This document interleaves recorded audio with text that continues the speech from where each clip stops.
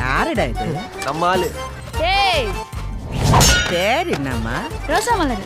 பாக்குறதுக்கு லட்சணமா இருக்கிற, இவனையா லவ் பண்ற? Today being the 6th of December, I would like to join my member honorable member from Silchar and pay tribute to Bhimrao Ambedkar, who has gifted this country with vibrant living constitution, sir. And I would like to start my speech by quoting Thiruvalluvar, sir. He's a poet from Tamil Nadu. 2000 years ago, he has written about so many things which are applicable even today. So he has mentioned, Utravan Kirpan Marundurai Chelvan Endre Appal Narkutre Marundu. I will translate that to you, sir. It says that for successful treatment of any disease, you need patient, the cooperation of the patient, the doctor, the medicine, and the pharmacist, the person who gives the medicine. These are all very essential for successful treatment of any patient. So he has understood the importance of a pharmacist even 2000 years before, sir. Sir, this bill was initially introduced in 1998 when the Mohali Center was started. And it is a great thing that like 20 years back, they were able to start this institution, and it has its own building, sir. The reason why I say it has its own building is, from 2007 to 2008, there were 6 other centers which were started. They were in Ahmedabad, Hajipur, Hyderabad, Kolkata, Guwahati, and Raebareli, sir. Even 15 years later, these institutions don't have their own building. It is a very sad state of affairs, and especially when you're calling these centers as institutes of national importance, that this government has forsaken these institutes where the proper budget allocation has not been made. So I would like to urge the government to look into this and ensure that the buildings are made available to all these institutions at the earliest, sir. Sir, this bill is bringing about a situation where there was a mention about the change where they are talking about the board of governors. The number of members have been reduced from 23 to 12, sir. The honorable member who spoke earlier, he had mentioned that too many cooks spoil the broth. Not only do they spoil the broth, sir, they make a mess of the whole kitchen.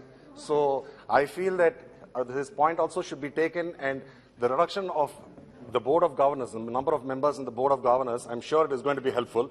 And also the establishment of a council. Sir, in the establishment of a council, there is a talk about putting in so many people over there, which is all understood, sir, which most of them are ex officio. We are talking about 3 members of parliament. And it has been mentioned that the 3 members of parliament should have some kind of medical background. It is fortunate that this term over here, we have, I think, more than 20 doctors over here, sir. I mean, subject to correction. But I don't know if this is going to be happening in every term where there is going to be a doctor or member with adequate knowledge. So to be leaving something arbitrary like that to say that somebody should have medical experience to be in this board will lead to a lot of confusions in future. So I think that has to be addressed and sorted out, sir. So you're talking about institutions of national importance. I would like to talk about some of the data which was given by the standing committee to which this bill was referred. And the chairman of the committee from our party, sir, Dr. Kanimuri, had given me a lot of inputs on this particular bill.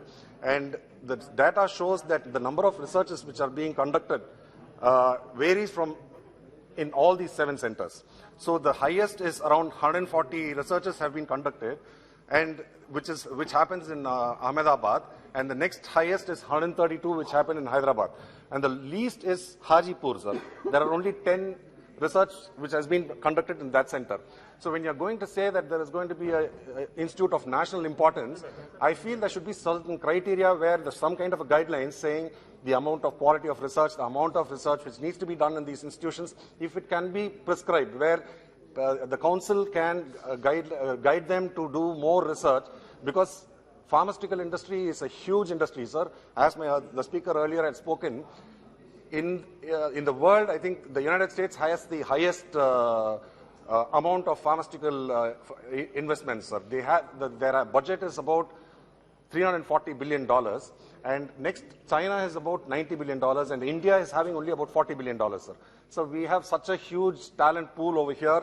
We have such eminent doctors, and scientists and everything, I feel that we should probably be one of the top countries to be in the pharma industry, especially, sir, because so much of research potential is available over here, because we have the largest, one of the largest populations where all kinds of studies can be done over here, sir.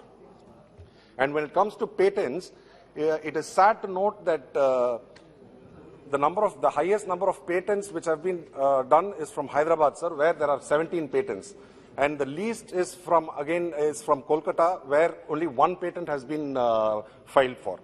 Sir, I would like to say that patents are way by which a government can generate revenues, sir. So the more number of patents we have, it can be monetized, where it will be helpful to ensure if you are doing adequately well, you probably can give the students even a free education where amount of research can be done, because we are giving them scholarships, so it can be enhanced. So I feel that the government should give more importance and more push for research, and for this we need adequate funding, sir. So if you look at the funding pattern, some 4,500 crores was allocated for these institutes of national importance. But sadly, only about, my earlier speaker said 300, but I think it is about 100 crores for Hyderabad, Guwahati and Ahmedabad, and 55 crores for Hajipur, Kolkata and Raebareli, sir. So it comes to around less than 500 crores.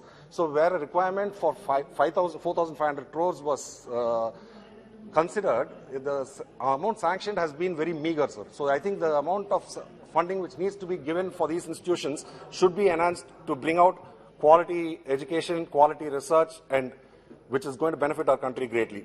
Sir, also this bill also talks about new centers which are to be started, one in Madurai in Tamil Nadu, and the other in Jhalawar in Rajasthan, one in Nagpur in Maharashtra, and one in Chhattisgarh and Bengaluru in Karnataka.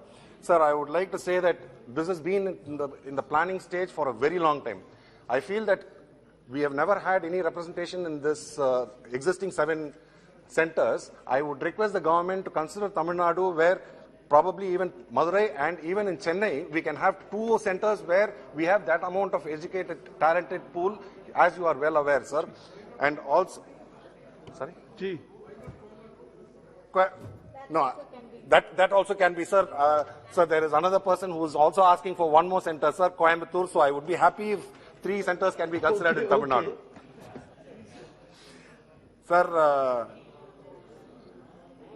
Sir, coming in a related topic, the earlier member had spoken saying the Prime Minister had visited a vaccine center and he had given, so the Prime Minister had given great confidence to the people during the time of COVID pandemic.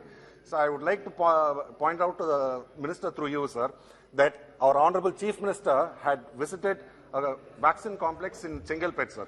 This is called HBL IVC Vaccine Complex.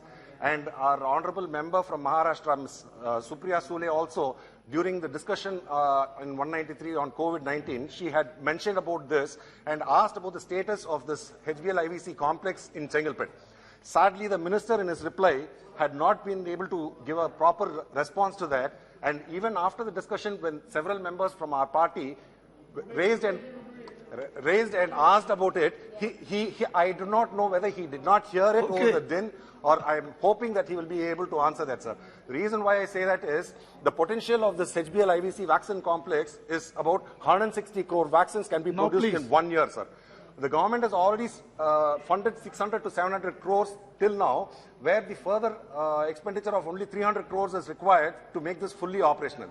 I would urge upon this government to ensure that this is done. I do not know why there is so much of hesitancy and resistance to start this center, sir. Sir, and not only, बता दीजिएगा, माननीय मंत्री जी को बता दीजिएगा, sir, not only, now conclude, please. Sir, not only kept idle, sir. Every year they are spending 50 crores on salaries where not a single vaccine has come out, sir, for the past 4 years. So 200 crores has been spent on salaries to a center where there is no manufacturing. I do not know whether it is a political reason, because it was started during the earlier government, and this government does not want to make the center see the light of day. So I request through you, sir, to ensure that this is done, sir. And I hope that the minister will at least find time to answer about this now conclude. Yes, today, yes. sir. Thank you. Shri இந்த video உங்களுக்கு பிடிச்சிருந்தா please like and share பண்ணுங்க. மறக்காம எங்க சேனலை சப்ஸ்கிரைபும் பண்ணுங்க.